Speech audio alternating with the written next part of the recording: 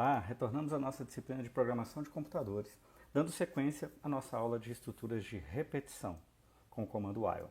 Bom, a gente já viu uma introdução e a gente já viu a sintaxe do comando while anteriormente. Agora a gente vai resolver o primeiro exercício. Bom, qual é o enunciado do primeiro exercício? Ele diz que implemente um programa que leia do teclado um valor numérico n do tipo inteiro positivo e no final imprima todos os valores inteiros que compreendem o intervalo de 0 a n. Então vejam, aqui está dizendo que o número n vai ser um tipo inteiro positivo. Então nós levaremos isso em consideração. Isso é uma verdade. Nós levaremos isso em consideração na implementação do nosso método, do nosso programa. Então, n é inteiro, vamos ter que fazer uma entrada inteira, e vamos considerar que ele é um inteiro positivo sempre. Aí aqui a gente tem um exemplo de execução. Informe o número 5. Então, o que ele fez? Ele imprimiu 0, 1, 2, 3, 4, 5 no teclado, no terminal. Então vejam, aqui é o enunciado descrevendo o que o programa faz. Um programa que leia do teclado o valor n e no final imprima todos os valores inteiros que compreendem o intervalo de 0 a n. Então veja que nesse exemplo de execução a gente vê e observa aí, esse comportamento, o que a gente precisa reproduzir a partir daquele enunciado. Bom, vamos lá. O que o meu programa vai ter que fazer? Então, vamos ao Tony, e aí eu vou começar no Tony, na verdade, eu vou fazer um algoritmo. Primeiro, qual é a primeira ação que o meu programa tem que fazer? Ler o valor de n. Depois, o que ele vai ter que fazer? Uma vez com o valor de n definido, a minha ideia, a minha necessidade é de imprimir de 0 até o 5. Bom, então aqui eu já conheço o n. n é o valor que vai determinar o momento em que eu vou parar. Então, para implementar esse programa, eu preciso saber também qual é o valor que eu vou imprimir no terminal. Eu vou começar imprimindo 0, depois eu vou imprimir 1, depois 2, 3, 4, 5. Nesse momento em que eu imprimi 5, veja, o número que eu estou imprimindo no terminal é 5 e o número que eu informei, que é aquele que determina o momento que eu vou parar, também é 5. Então parou a execução do meu programa. Então vejam, para implementar esse programa, eu vou precisar de pelo menos duas variáveis. Uma para armazenar o valor meu, que é o limite informado na entrada, e outra para determinar o valor que eu estou imprimindo, que eu imprimi no terminal, que eu vou imprimir no terminal. Valor este que vai ser atualizado, vai ter que ser atualizado. Cada vez que eu imprimir, ele vai mudar. E ele muda de acordo com um padrão. Então eu vou ter que reproduzir esse mesmo padrão dentro do meu programa. Então eu preciso pensar em toda essa sequência de eventos e transformar essa sequência de eventos em ações que as determinam, que as caracterizem. Então vejam, eu já vou aqui perceber que eu já percebi que eu preciso armazenar um valor na memória, que é o valor limite. É o valor definido pelo usuário. Depois eu vou precisar gerenciar, controlar o valor de uma outra variável que vai determinar o que eu estou imprimindo no terminal. Então, para fazer isso, eu vou ter que determinar primeiro qual é o valor inicial dessa variável. E eu já sei que eu vou precisar de uma repetição. Por quê? Porque eu vou ficar repetindo ali prints. Dou um print para o primeiro valor, atualizo esse valor. Dou um print para o segundo valor, atualizo e tem o terceiro. Dou um print, atualizo e tem o quarto. Dou um print, atualizo e tem o quinto. E assim por diante. Então é um processo repetitivo de imprimir um número, atualizar o número, e avaliar se ele tem que imprimir o próximo. Ao atualizar o número, eu estou definindo o próximo. Então dentro do meu programa, o que vai acontecer? Eu defino o primeiro valor. Eu faço a minha repetição logo em seguida.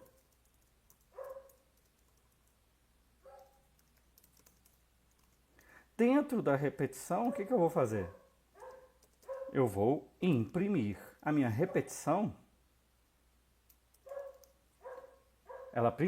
eu já defini o primeiro valor, vejam. Aí isso aqui, a ordem em que as coisas acontecem é muito importante. Aqui eu defini o primeiro valor.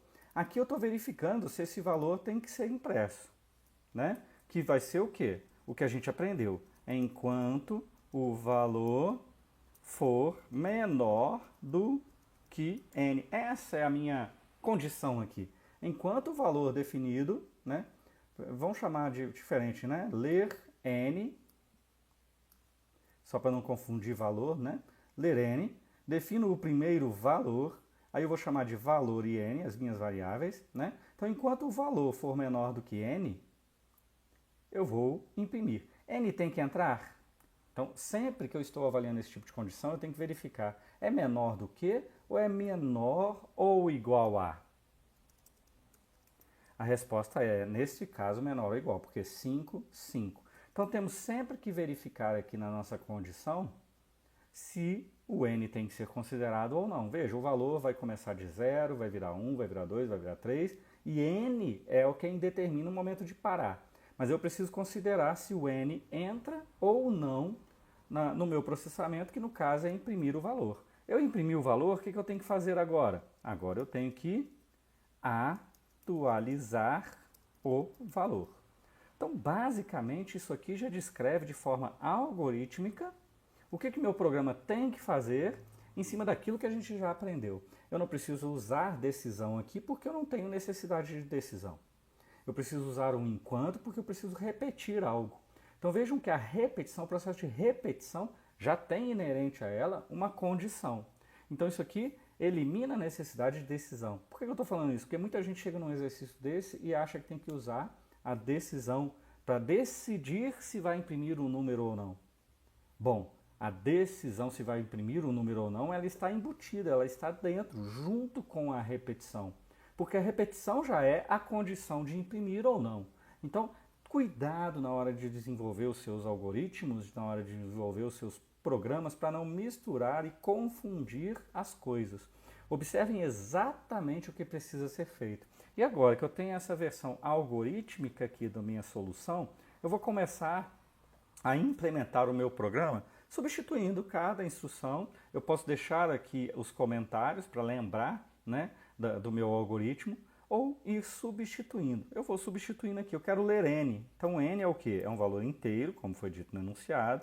Então vou colocar o int, vou colocar o input, vou colocar aquela mensagenzinha que está aqui. Informe um número.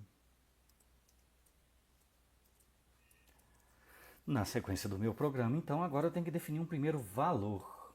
Bom, é o valor que eu quero imprimir no terminal. Vou chamar de valor. Qual é o primeiro valor? Aqui, então, veja, naquela mesma linha do exercício anterior, do exemplo anterior, eu estou definindo o primeiro, estou definindo o enquanto, para depois imprimir aquele primeiro ou não e depois atualizar o primeiro para o segundo valor. Então, o primeiro valor é 0. Nesse momento eu não imprimo. Por quê? Porque eu vou ter aqui o enquanto. Esse enquanto vai determinar se eu tenho que imprimir ou não. A cada interação ele está determinando se ele tem que imprimir ou não. Então, por isso mesmo, o enquanto é muito parecido ao if. Então, o enquanto pode ser definido, pode ser encarado como uma sequência de ifs. Né? São decisões que ele está tomando repetidamente enquanto a condição for verdadeira. Então, qual é o comando para o enquanto? É o while. Como que eu vou colocar minha condição? Deixa a linha aqui, só depois eu apago. É o while, a minha condição e o 2 pontos. Não pode esquecer do 2 pontos, que ele faz parte, assim como faz parte do if. Então, o while, qual é a minha condição? Olha, é enquanto o valor que eu estou querendo imprimir seja menor ou igual a n. Então, o valor que eu quero imprimir se chama valor, está na variável valor. Enquanto ela for maior ou igual, lembrar dos operadores relacionais que a gente viu quando estudou a decisão, porque aqui vai ser a mesma estrutura. Enquanto o valor for maior ou igual a n, o que eu faço? Eu imprimo esse valor. E aí eu tenho isso aqui dentro do while, vai estar indentado. O que eu faço para imprimir esse valor? Print do valor. E ali eu já tenho esse padrão. Quando eu der o print do valor, ele já vai pegar e imprimir com o padrão do número inteiro e já vai quebrar uma linha. Então, se ele imprimir um próximo valor, ele vai imprimir aqui, vai quebrar uma linha, porque faz parte do comportamento do print, imprimir o que está lá dentro dos parênteses e quebrar uma linha automaticamente.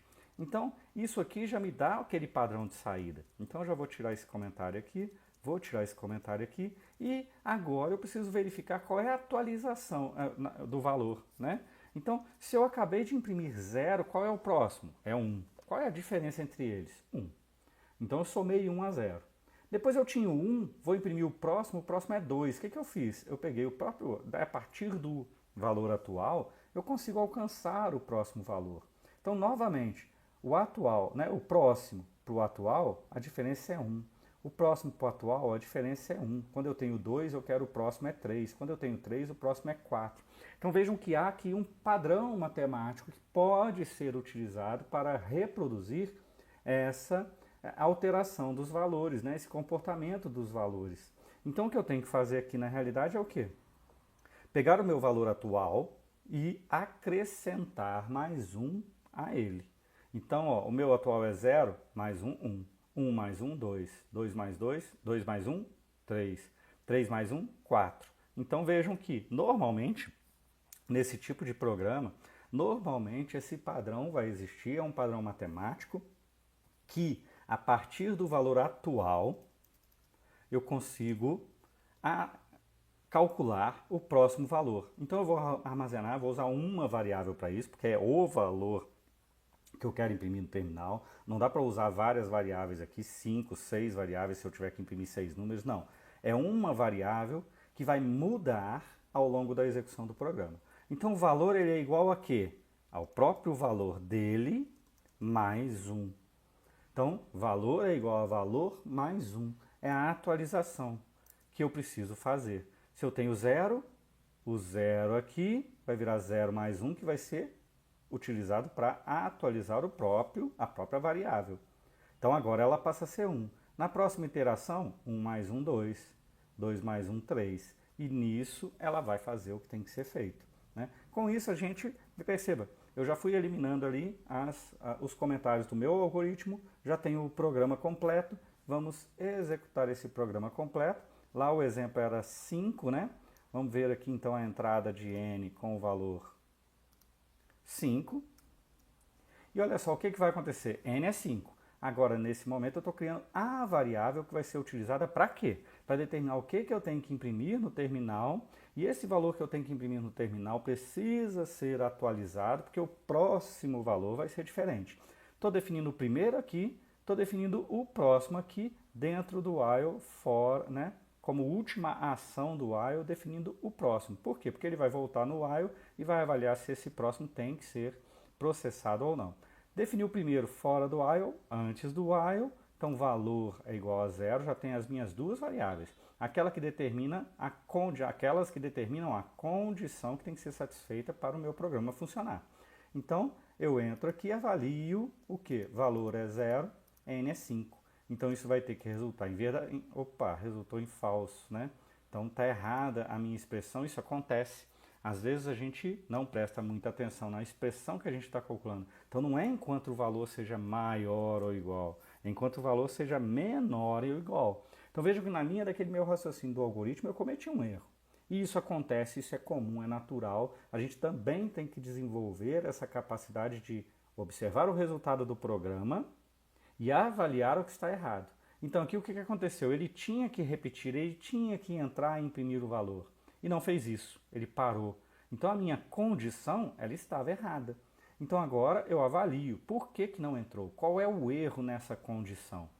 Encontrei onde está o erro e agora eu vou encontrar a solução. A solução é que eu coloquei maior aqui incorretamente, o correto é menor, então observem também, isso é legal, foi legal esse erro, não foi proposital, mas quando eu estou avaliando a condição, normalmente no enunciado a gente observa a condição de parada, né?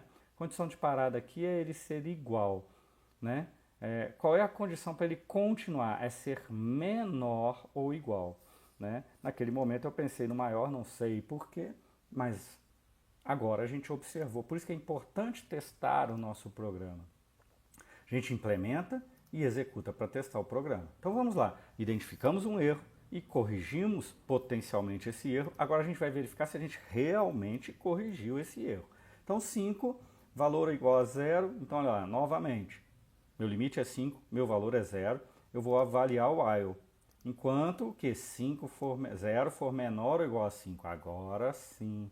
Né? Talvez eu tenha pensado lá, enquanto meu n for maior do que meu valor. Talvez eu tenha invertido essa lógica, o olhar para o valor n ou o olhar para o n valor, porque isso aí dá para fazer a lógica da mesma forma. Valor é menor ou igual a n é equivalente a n maior do que valor, né? Então aqui agora nessa linha de raciocínio para resolver esse exercício, agora sim, 0 é menor ou igual a 5. Isso é true, verdade. Então ele entra, imprime o 0. Calcula o próximo valor. Valor mais igual a 1. Lá. Ele pegou o 0, que é o valor atual da variável, somou mais 1, resultado é 1, armazena na própria variável. Se chama variável justamente por isso. Ela tem a capacidade de mudar ao longo da execução do meu programa. E eu vou fazer com que ela mude ao longo da execução do meu programa de acordo com a regra que foi definida para essas mudanças. Então eu vou imprimir o 0, depois eu vou imprimir o 1, o resultado disso é verdadeiro, vou imprimir o 1, vai virar 2. Vou imprimir, isso aqui vai ser verdadeiro, eu vou entrar, eu vou imprimir o 2 e vou definir o próximo é 3. 3 entra, impresso, vira 4.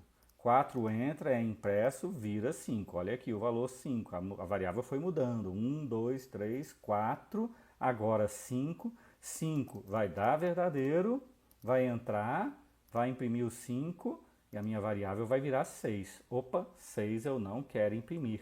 Se 6 eu não quero imprimir, essa expressão tem que resultar em falso. E ela realmente vai resultar em falso. Nosso programa acaba a sua execução, a gente já fez o teste. E aí veja, qualquer número inteiro positivo que eu colocar aqui vai trazer o mesmo comportamento para o meu programa, então eu nem vou testar mais. Se eu digitar 10, ele vai fazer 0, 1, 2, 3, 4, 5, 6, 7, 8, 9, 10 e vai parar. Então, agora eu tenho um teste completo, eu sei que o meu programa vai funcionar, dada que a entrada é um número inteiro positivo, eu não preciso me preocupar com números negativos.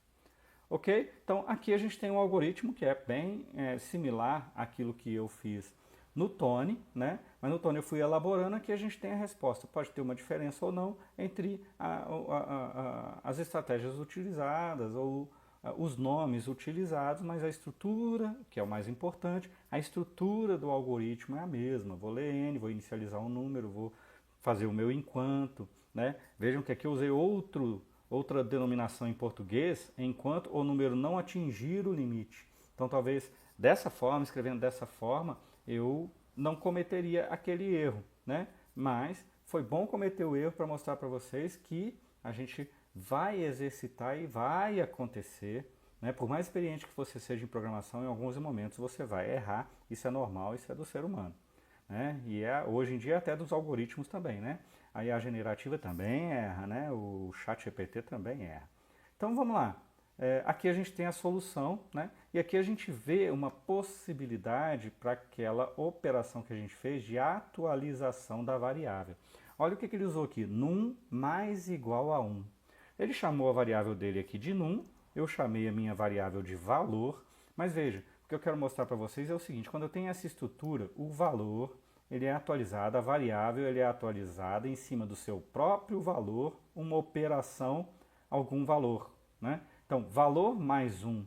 Então, isso aqui, valor é igual a valor mais 1, pode ser simplificado para, isso aqui é equivalente a valor mais igual a 1. Veja que eu simplifico a minha operação de atribuição. Isso aqui é uma operação de atribuição com operação, né? É um mais com atribuição, para quando eu tenho esse padrão aqui. Valor, né, variável é igual a variável, a própria variável mais alguma coisa. Isso vale para qualquer operação. Se fosse menos, eu poderia usar o menos igual. Se fosse vezes, poderia usar o vezes igual. Então vai funcionar para cada um daqueles operadores aritméticos que a gente viu. Ok? Simplificando o nosso programa de uma forma que a gente não precisa ficar escrevendo o nome da variável duas vezes. Então esse operador aqui permite que eu escreva o nome da variável uma vez só, mas represente uma operação que vai ser feita em cima do seu próprio valor atual. Então vai definir um novo valor em cima do valor atual. Então já é um comando de atribuição com operação sobre a própria variável. Ok? Então isso encerra nosso primeiro exercício. Vamos agora para o próximo. Obrigado e até mais ver.